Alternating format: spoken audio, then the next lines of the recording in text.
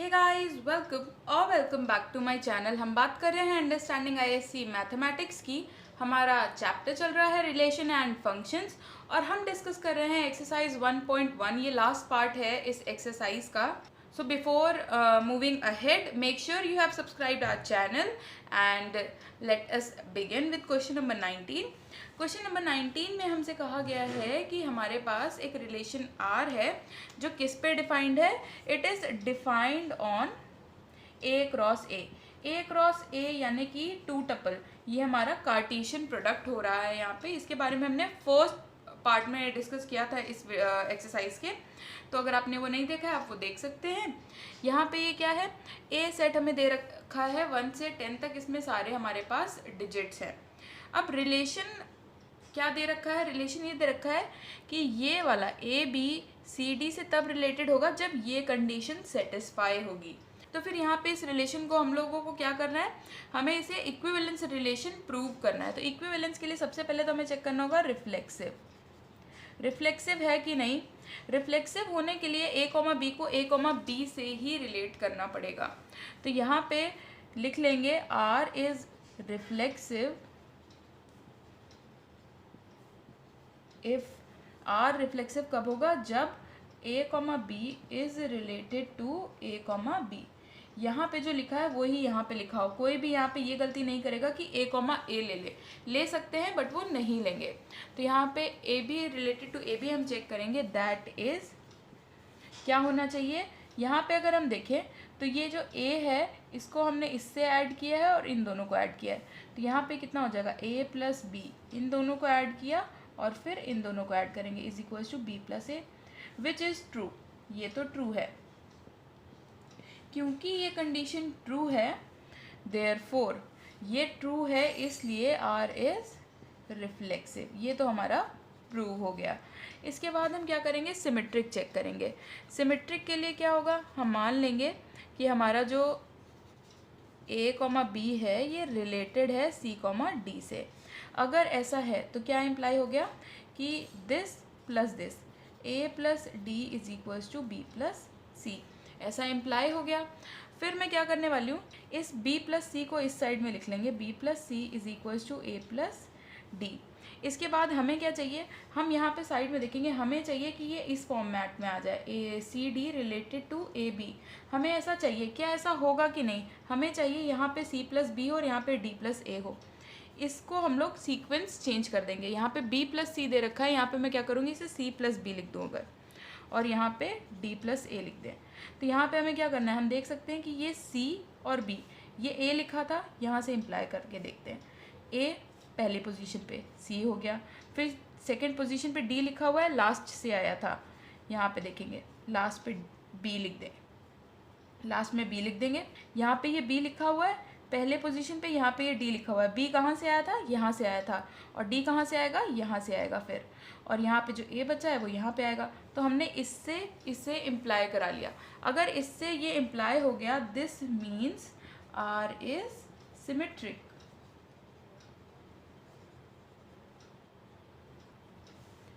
अब हम देखेंगे r हमारा ट्रांजिटिव है कि नहीं है।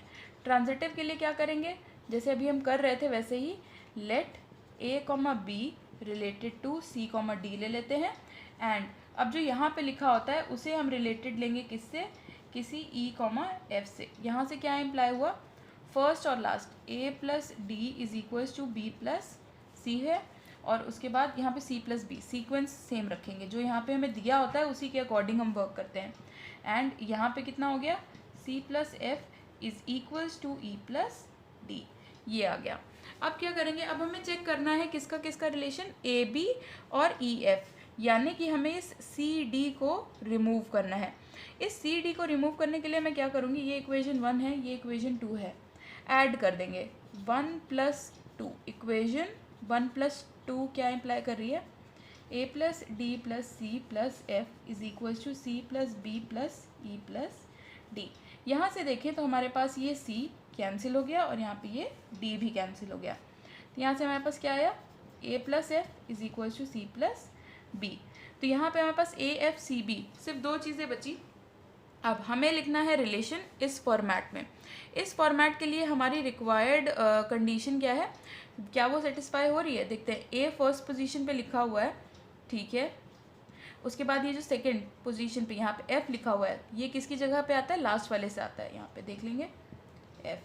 फिर यहाँ पे लिखा हुआ है हमारे पास सी, सॉरी यहाँ पे ये ई था और यहाँ पे ये सी था जो कैंसिल हुआ है, यहाँ पे ई बचेगा हमारे पास। और ये ई कहाँ पे आएगा, अगर यहाँ पे हम ई देखें तो ई हमारा ये जो सी वाली पोर्शन पे लिखा हुआ है, यहाँ पे लिखा हुआ है, ये कहाँ से आया था, यहाँ से। और ये फिर हमारे पास बचा है बी जो कि यहाँ पे आएगा। तो ये हमने इम्प्लाई करा लिया इन दोनों कंडीशन से, क्योंकि ये इम्प्लाई हो गया है देयरफॉर आर इज ट्रांजिटिव। अब क्योंकि ये ट्रांजिटिव हो गया, सिमेट्रिक और रिफ्लेक्सिव भी हमने प्रूव कर लिया है, देयरफॉर या फिर हेंस डायरेक्टली लिखेंगे, hence R is an equivalence relation. इसी क्वेश्चन में एक पार्ट और दे रखा है कि हमें इक्विवेलेंस क्लास निकालनी है 3,4 की। 3,4 की इक्विवेलेंस क्लास के लिए हमें वो एलिमेंट्स चाहिए जो इससे रिलेटेड हों। यहाँ पे लिखा है to find equivalence class of this we have to find A B such that क्या, सच दैट हटा देंगे, यहाँ पे लेट कर लेंगे, ए बी हमारा रिलेटेड है किससे, 3,4 से। तो क्या कंडीशन आ जाएगी, a+4 is equal to b+3। यहाँ से अगर मैं b की वैल्यू निकालना चाहूँ तो वो कितनी हो जाएगी, b is equal to a+1। तो यहाँ पे a और b कहाँ से आ रहे हैं, a और b बिलोंग टू a।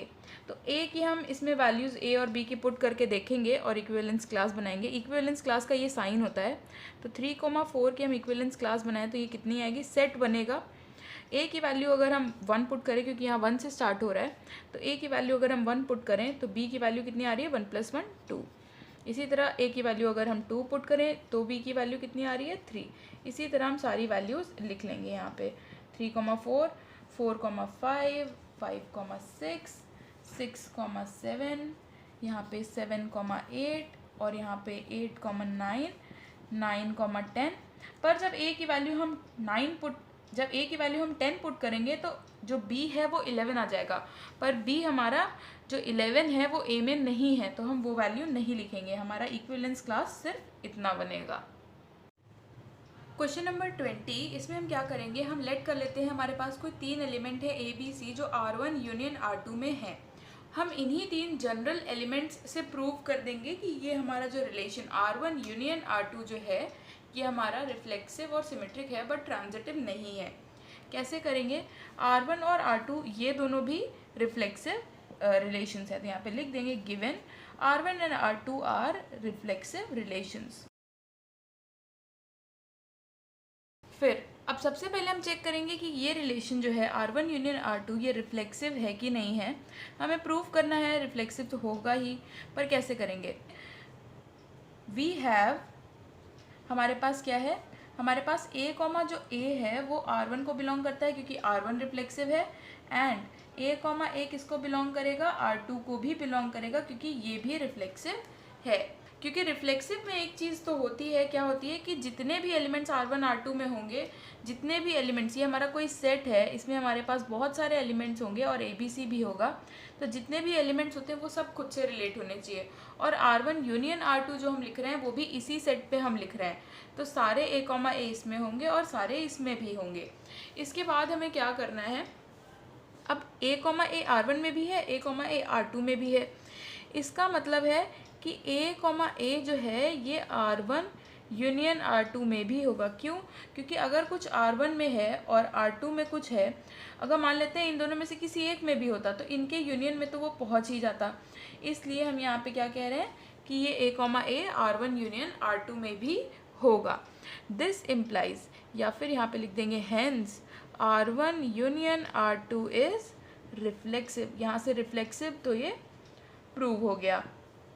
इसके बाद सिमेट्रिक हमें देखना है। सिमेट्रिक के लिए क्या करेंगे, हम लोग मान लेते हैं हमारे पास क्या है, लेट a, b कोई एलिमेंट है, ये बिलोंग करते हैं R1 यूनियन R2 में, मान लेते हैं।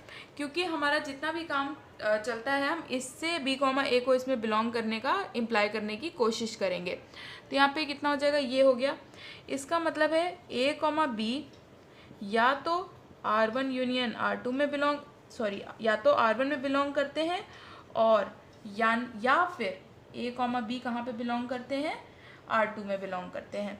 क्योंकि यूनियन में आता है तो यूनियन में से अगर किसी एक में भी आ गया तो वो यूनियन में आ जाएगा। तो इन दोनों में से कोई एक चीज़ सेटिस्फाई हो सकती है या दोनों ही हो सकती हैं। अब क्योंकि R1 और R2 दोनों ही इक्विवेलेंस रिलेशन है, तो अगर इससे हमें कुछ इम्प्लाई करना हो तो क्या हो जाएगा, A कॉमा बी अगर R1 में है तो B कॉमा ए भी R1 में होगा, क्योंकि क्या है, R1 रिफ्लेक्सिव है।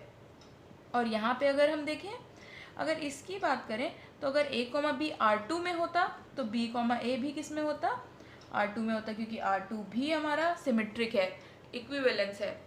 तो यहाँ पे हम क्या करेंगे, यहाँ से हमारा ऑब्जर्व हो गया कि A कॉमा बी चाहे R1 से आ रहा हो चाहे R2 से आ रहा हो, कहीं से भी आ रहा हो, पर उसका B कॉमा ए R1 में या R2 में होगा ही होगा। इसका मतलब है B comma A belongs to R1 union R2। अब चाहे R1 में आए चाहे R2 में आए, यूनियन में तो आ ही गया है। यहाँ पे कितना हो जाएगा, hence R1 union R2 is symmetric. ऐसा क्यों हो गया, क्योंकि हमने इससे ये इम्प्लाई करा दिया। अगर हम ट्रांजिटिव की बात करें तो अभी हमने देखा कि रिफ्लेक्सिव और सिमेट्रिक कितनी इजीली प्रूव हो गया in using general methods, but transitive के साथ ऐसा नहीं है। ट्रांजिटिव प्रूव करने के लिए या डिसप्रूव करने के लिए हमारे पास उस रिलेशन का होना बहुत ज़रूरी है। हमें पता होना चाहिए कि हमारा रिलेशन या इक्वेशन हमें क्या चेक करना है, उसके बाद ही हम प्रूव कर सकते हैं या डिसप्रूव कर सकते हैं कि कोई भी रिलेशन, हमारा रिलेशन ट्रांजिटिव है कि नहीं है। ट्रांजिटिव ना होने का हमेशा हमें काउंटर एग्जाम्पल ढूंढना पड़ेगा। तो उसके लिए हम क्या कर रहे हैं, एक सेट ले रहे हैं ए। अगर मैं देखूं कि R1 क्या होगा, R1 मैंने ले लिया है, क्योंकि R1 और R2 दोनों इक्विवेलेंस है तो इक्विवेलेंस रिलेशन हमें लिखना है 1 1 2 2 और 3 3 होगा ही। और उसके बाद फिर रिफ्लेक्सिव भी बनाना है तो 1 2 ले लेते हैं और 2 1 ले लेते हैं, इतना हो गया। इसके बाद हमें क्या करना है, एक R2 रिलेशन लेना है। R2 रिलेशन अगर मैं लूँ तो उसमें भी 1 1 2 2 और 3 3 तो आना ही है। तो यहाँ से अगर हम देखें तो इन दोनों की यूनियन में ये चीज़ तो कॉमन रहेगी, यानी कि रिफ्लेक्सिव तो ये रहेगा। सेट हमारा नहीं बदलेगा, ये भी ध्यान रखना है। रिलेशन हम डिफरेंट ले रहे हैं, सेट सेम ले रहे हैं। और उसके बाद यहाँ पे मैं ले लूँ अगर 1 2 है और यहाँ पे मैंने अगर लिया 1 3 और यहाँ पे 3 1, तो आप चेक कर सकते हैं। इतने सारे वीडियोस हो गए हैं इस चैप्टर पे, आपको ये चेक करना आ गया होगा कि ये हमारे इक्विवेलेंस रिलेशन है। तो अगर यहाँ पे मैं लिखना चाहूँ R1 यूनियन R2 तो वो कितना होगा, सबसे पहले तो कॉमन एलिमेंट्स लिख लेते हैं जो हैं। ये वाले कॉमन एलिमेंट्स हो गए ये तीनों, और उसके बाद डिफरेंट वाले 1 2 हो गया, 2 1 हो गया, 1 3 हो गया और 3 1 हो गया। तो इन जनरल मेथड से हमने ये तो देख लिया था कि ये हमारे रिफ्लेक्सिव और सिमेट्रिक तो होंगे ही होंगे, क्योंकि R1 और R2 रिफ्लेक्सिव और सिमेट्रिक है। यहाँ पे हमें सिर्फ ट्रांजिटिविटी चेक करनी है। आप चाहें चेक करना तो आप कर सकते हैं कि सारे एलिमेंट्स हमारे रिफ्लेक्सिव भी हैं और सिमेट्रिक भी हैं। ट्रांजिटिव के लिए अगर मैं चेक करूँ तो क्या होगा, ट्रांजिटिव यहाँ पे क्या है, since 2 1 belongs to R1 union R2, हम देख सकते हैं कि 2 1 R1 यूनियन R2 में बिलोंग करता है, एंड 1 3 जो है ये भी R1 यूनियन R2 में बिलोंग करता है।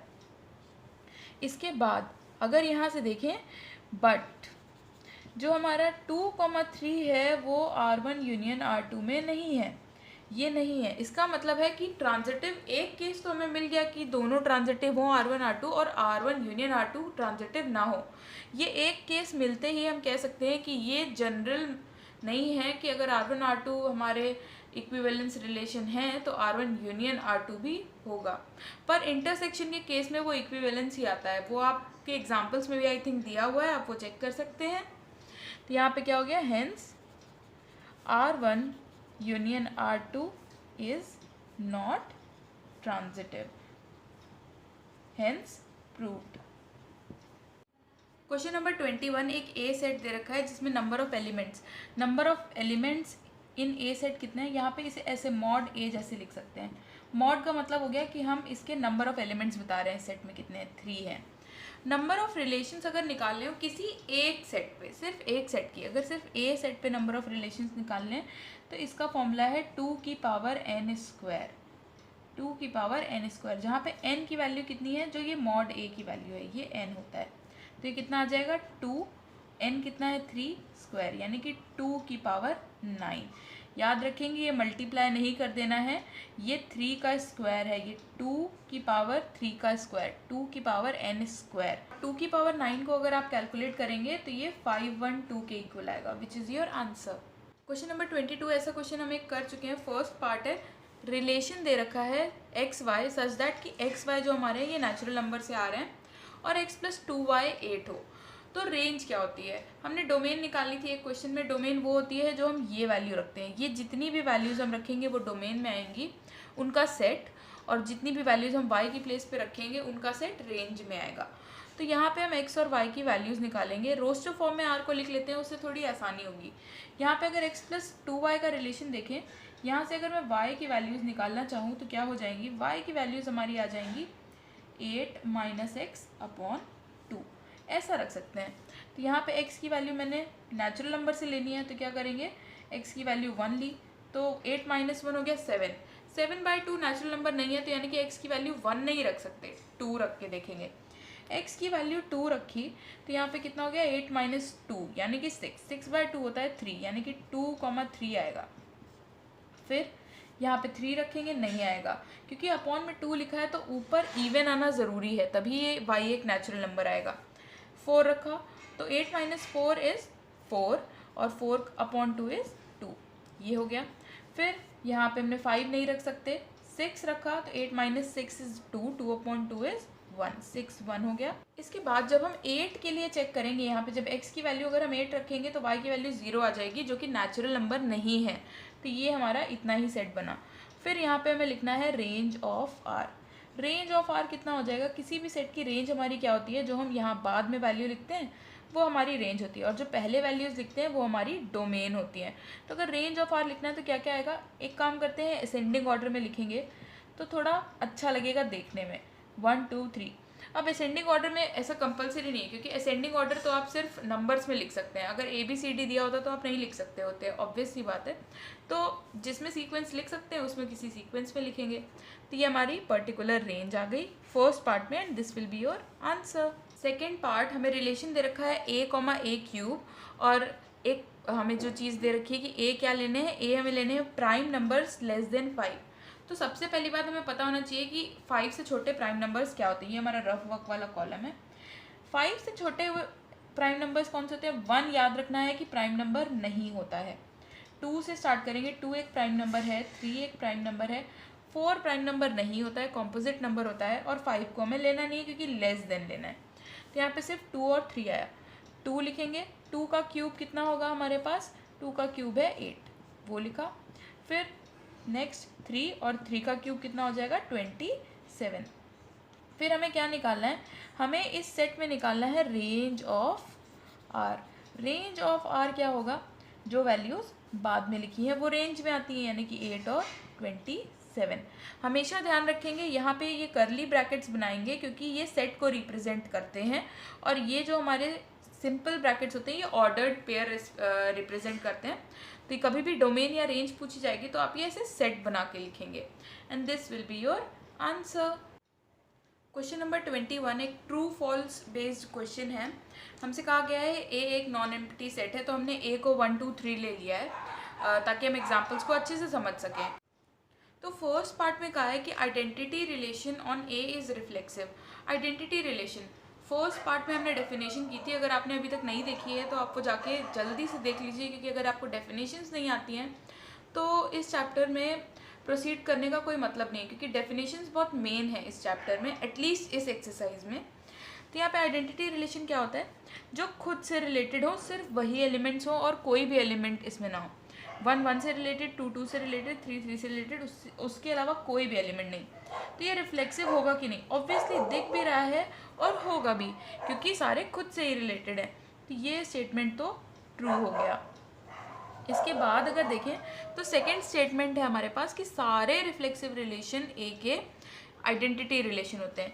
ये भी एक रिफ्लेक्सिव रिलेशन लिखा हुआ है ए सेट पे, पर क्या ये हमारा आइडेंटिटी है कि नहीं है, नहीं है। क्यों, क्योंकि इसमें 1 2 आ गया, और 1 2 क्या होता है, 1 खुद से रिलेटेड तो है नहीं, और आइडेंटिटी में सिर्फ वो ही होते हैं एलिमेंट्स जो खुद से रिलेटेड होते हैं, तो ये तो फॉल्स हो गया।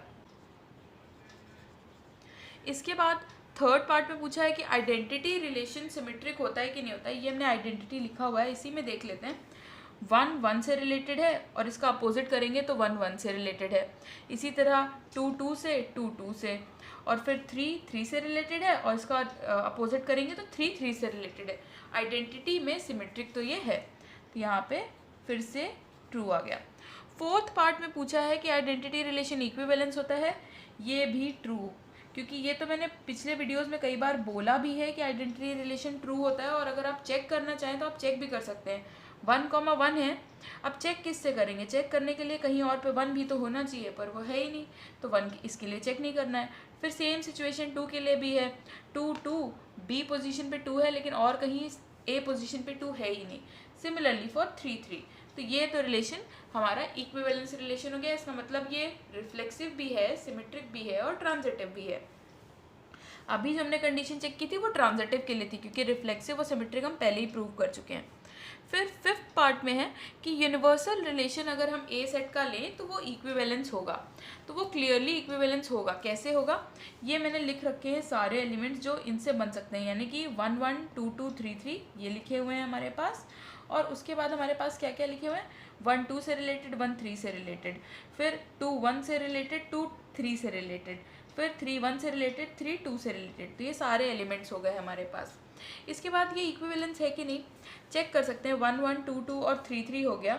इसके बाद अगर हम देखें कि आप चेक करना चाहें आप चेक कर सकते हैं। वैसे यूनिवर्सल रिलेशन जो होता है वो हमेशा ट्रू होता है, यूनिवर्सल रिलेशन हमेशा इक्विवेलेंस रिलेशन होता है, ये ट्रू है, क्योंकि इसमें सारे ही पॉसिबल हमारे एलिमेंट्स आ गए। कैसे देखें?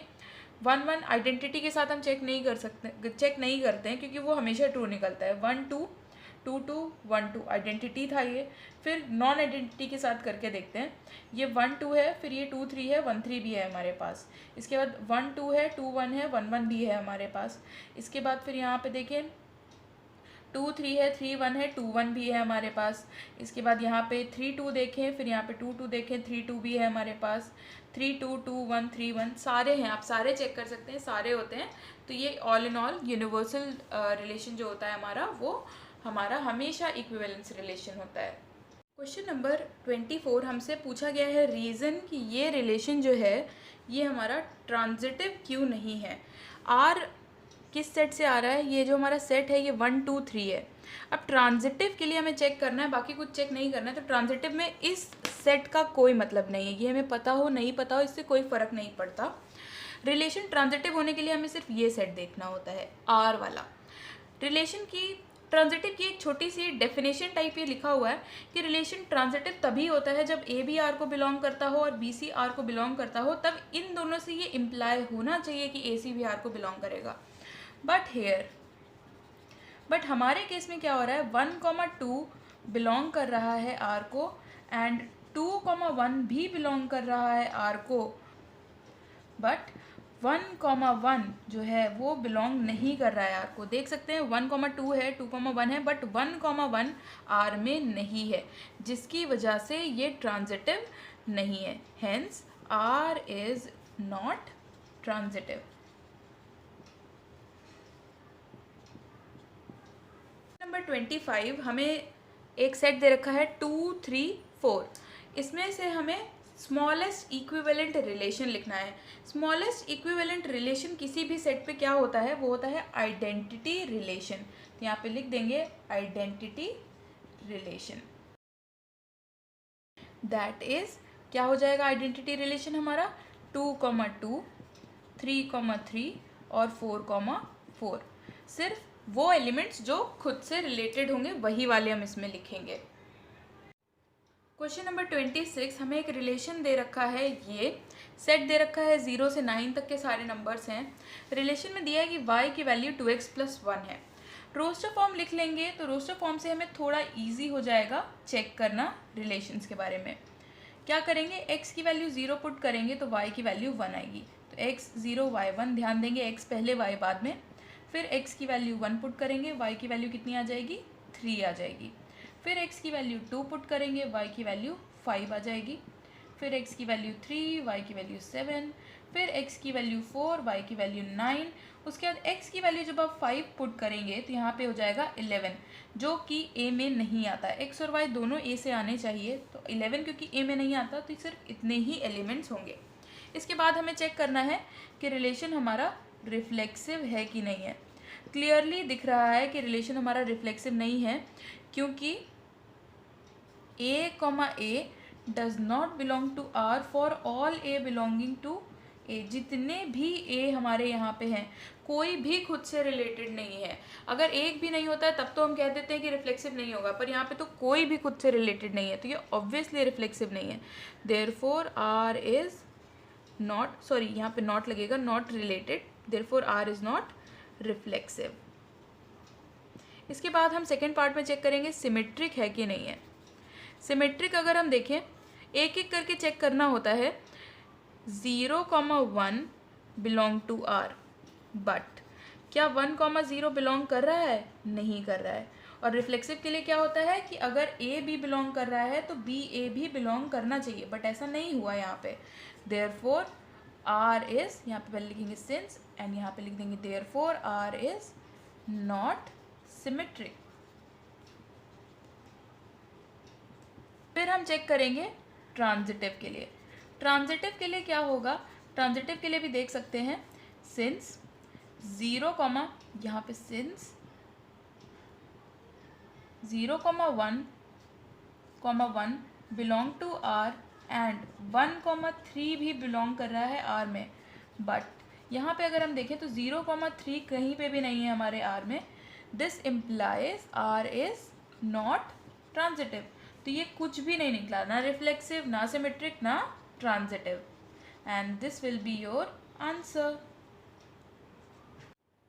क्वेश्चन नंबर 27, ए और बी दो एलिमेंट्स हैं जो रियल नंबर से आ रहे हैं और ये रिलेशन सेटिस्फाई कराना है हमें उन्हें। तो हमें सिर्फ ट्रांजिटिविटी के लिए चेक करना है कि ये ट्रांजिटिव होंगे कि नहीं होंगे, और रीज़न देना है कि क्यों नहीं होंगे। अगर नहीं होंगे तो यहाँ पे क्या लिखेंगे?